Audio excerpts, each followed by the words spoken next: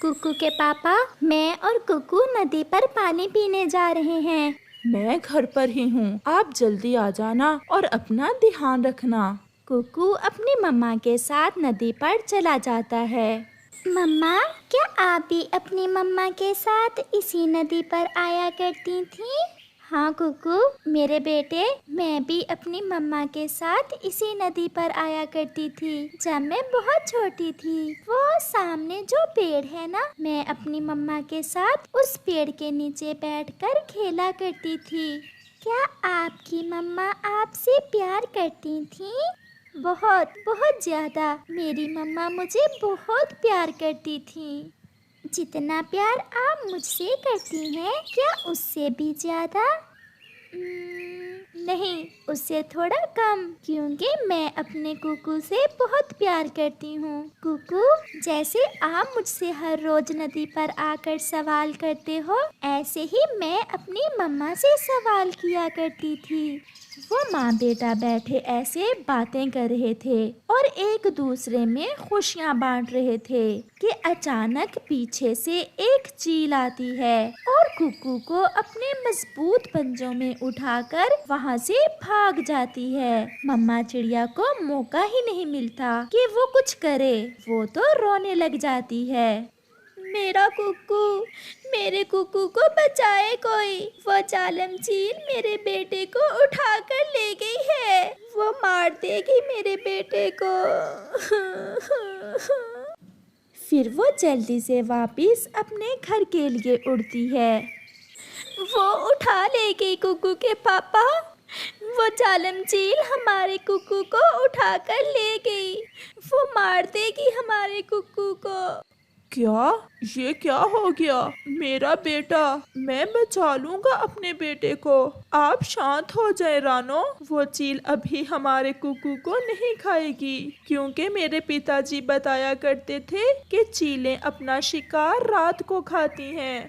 अब क्या करें हम, वो चील तो बहुत शक्तिशाली है। चलो हम दूसरे पक्षियों के पास जाते हैं और कोई योजना बनाते हैं। फिर वो दोनों पति पत्नी कबूतर के पास जाते हैं। ये तो बहुत बुरा हुआ, परंतु आप घबराए ना, हम सब मिलकर किसी न किसी तरह अपने कुकू को उस चील से आजाद करवा लेंगे। अब हमें क्या करना होगा? कालू कौवे और गोरी कौवी के पास जाते हैं। अब तो वही कोई ना कोई उपाय बताएंगे। मुझे विश्वास है कालू कौवा और गोरी जरूर कुछ करेंगे। वो सब फिर से उड़ते हैं और कालू और गोरी के घर जाते हैं। कौवा और कौवी अपने घर के बाहर ही बैठे हुए थे। गोरी बहन, मेरे कुकू को बचा लें, मेरा बेटा खा जाएगी वो चील। क्या क्या कुकू को चील उठा कर ले गई है? हाँ गोरी, अब हमें जल्द कुछ ना कुछ करना होगा। अगर देर हो गई तो वो चील कुकू को खा जाएगी। कालू, मेरा साथ दें, आज उसने मेरा बेटा उठाया है, कल वो किसी और का भी उठा सकती है। वो चील बूढ़ी जरूर है, परंतु वो इतनी शक्तिशाली है कि हम सब मिलकर भी उसका मुकाबला नहीं कर सकते। क्यों नहीं कर सकते? सब चलो मेरे साथ, मैं चोटी पकड़ती हूँ जाकर उस बूढ़ी चील की, मैं छोड़ूंगी नहीं उसे। नहीं गोरी, वो चील है, कालू कौवा नहीं है जो तुमसे डर जाएगा। मैंने योजना बना ली है, हमें क्या करना है। आप सब मेरा यही इंतजार करें, मैं जाता हूँ चील के पास। कालू, कुछ हमें तो बता दें, क्या योजना बनाई है तुमने? फिर कालू उन्हें अपनी योजना बताता है और चील की तरफ चला जाता है। आज तो दावत हो गई मेरी, नरम नरम मांस कितने समय बाद मिला है मुझे। मैं पहले इसकी आंखें खाऊंगी, फिर इसका दिल, और फिर आहिस्ता आहिस्ता सारे को ही खा जाऊंगी। चील आंटी, मुझे छोड़ दें, मेरी मम्मा रो रही होंगी, मुझे खाने से क्या मिलेगा आपको? पागल, मिलेगा क्या, पेट भरेगा मेरा। कालू भी वहाँ आ जाता है। चील दी रुकें। आप इस छोटे चिड़िया के बच्चे को खाकर अपने मुंह का स्वाद खराब ना करें। मैं अपनी पत्नी को लेकर आता हूँ, आप मेरी पत्नी को खा लें। वो क्यों काले कव्वे, तुम अपनी पत्नी को मुझे क्यों खिलाना चाहते हो? आज मेरी लड़ाई हुई है उससे, बड़ी जबान चलाती है वो मेरे सामने। इसे खाने से आपका पेट भी नहीं भरेगा। मैं अभी अपनी पत्नी को लेकर आता हूँ। अगर ऐसा है तो तब तक ये चिड़िया का बच्चा मेरे पास ही रहेगा। तुम जाओ और अपनी पत्नी को ले आओ।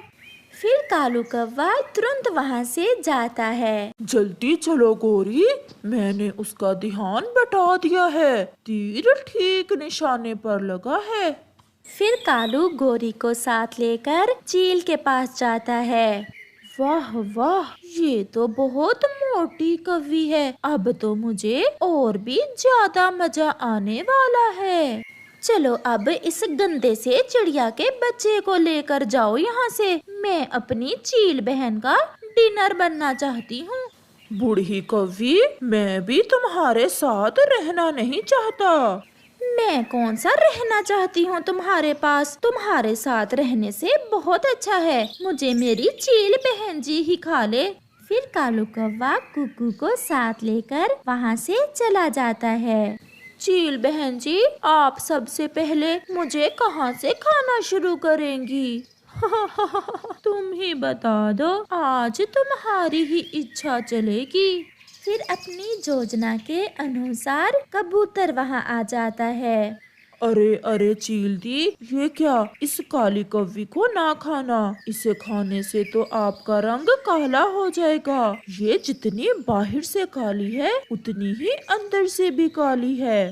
तो फिर क्या मैं तुम्हें खा लूं मोटे कबूतर?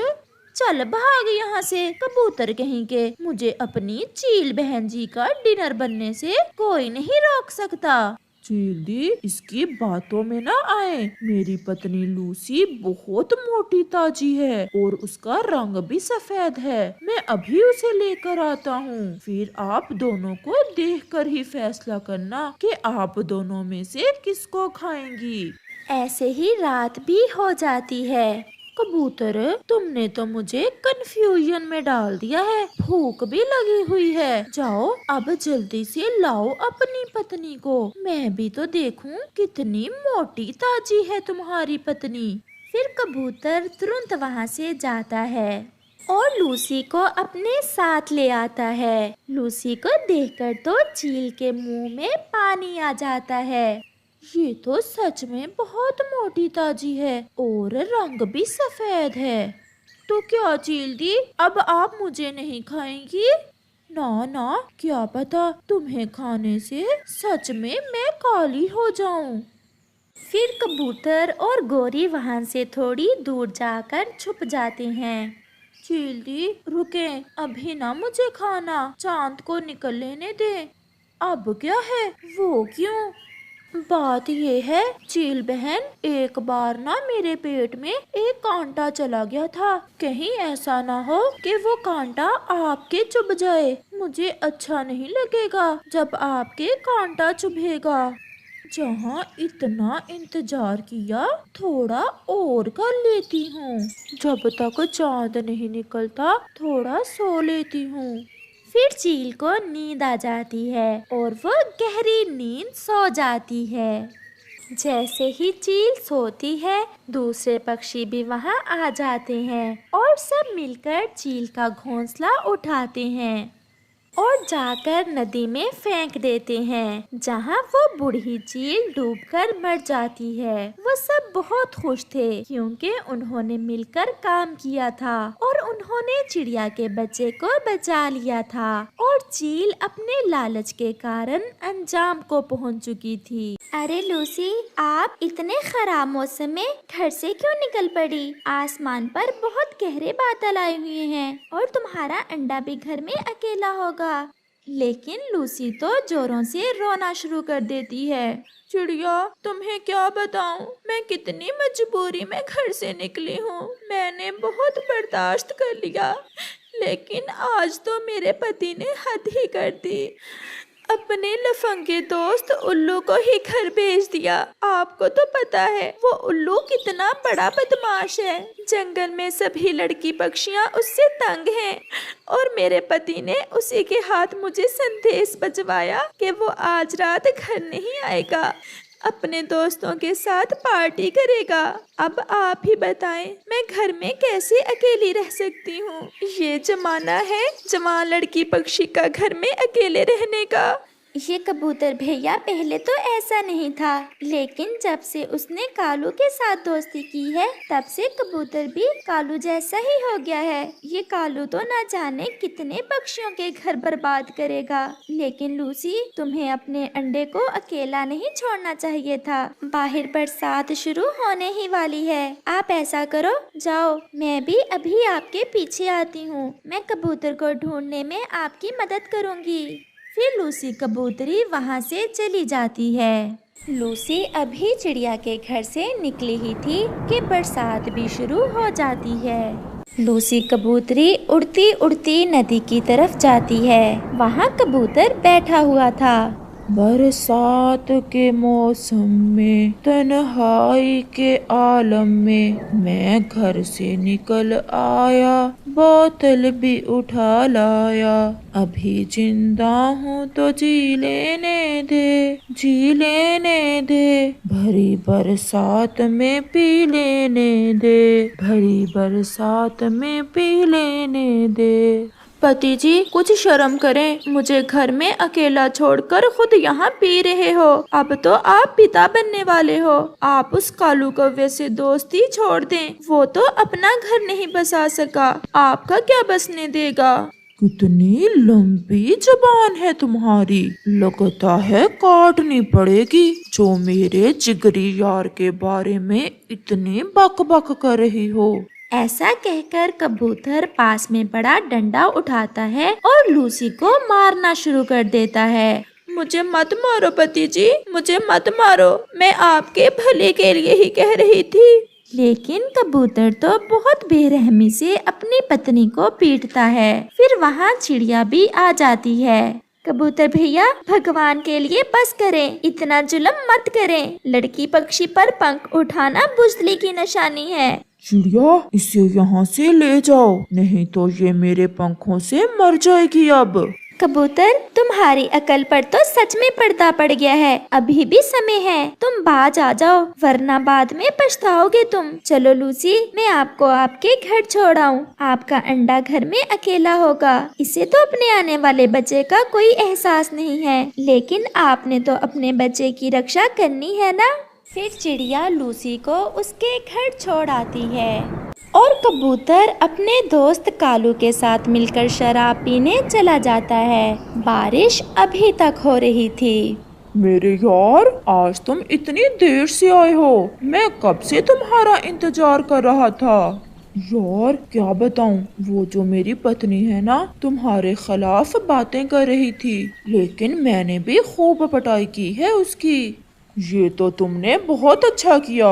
जब तक इन पत्नियों की पटाई ना कर दे, ये सुधरती ही नहीं है। मैं तो खुद अपनी पत्नी की बहुत पटाई करता था, बल्कि मैंने तो उसे घर से भी निकाल दिया। मुझे कहती थी दारू ना पियो, उसे क्या पता था जिंदगी का असल मजा तो पीने में ही है, और वो भी ऐसी बरसात के मौसम में। वाह वाह, कैसा मजा आता है। यार, आज मेरे पास ये अंग्रेजी दारू है, क्यों ना आज हम तुम्हारे घर जाकर पिएं। तुम्हारा घर तो बहुत सुरक्षित बना हुआ है, ये मेरा घर कहीं इतनी बारिश होने के कारण गिर ना जाए।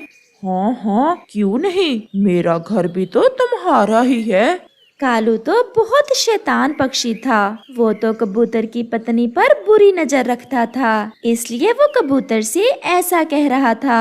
और कबूतर भी दारू के नशे में उसकी हर बात मान रहा था। फिर वो दोनों अपनी दारू की बोतलें उठाकर कबूतर के घर चले आते हैं। ये आप दोनों यहाँ क्यों आए हो? मैं अपने घर में आप दोनों को दारू नहीं पीने दूंगी। कबूतर यार, लगता है कि तुम्हारी पत्नी पटाई भूल गई है। लगता है हम दोनों को मिलकर इसे सबक सिखाना होगा। चिड़िया जो कि लूसी को देखने और उसे हौसला देने के लिए उसके घर आई थी, खिड़की से सब देख लेती है। अब तो मुझे इन दोनों को सबक सिखाना ही होगा। चिड़िया जल्दी से पुलिस को फोन करती है। पुलिस भी वहाँ आ जाती है और कबूतर और कौवे को रंगे पंखों दारू पीते पकड़ लेती है। चिड़िया मेरी बहन, आज आपने मुझे बचा लिया, वरना मेरे साथ ये दोनों मिलकर पता नहीं क्या करते। पुलिस कालू और कबूतर की खूब पिटाई करती है और उन दोनों को 10-10 साल कैद की सजा होती है। फिर लूसी कबूतरी के अंडे से एक प्यारा सा बच्चा निकलता है और वो अपने बच्चे का बहुत अच्छे से पालन पोषण करती है। इस कहानी से हमें सीख मिलती है कि बुरे काम का अंत भी बुरा ही होता है।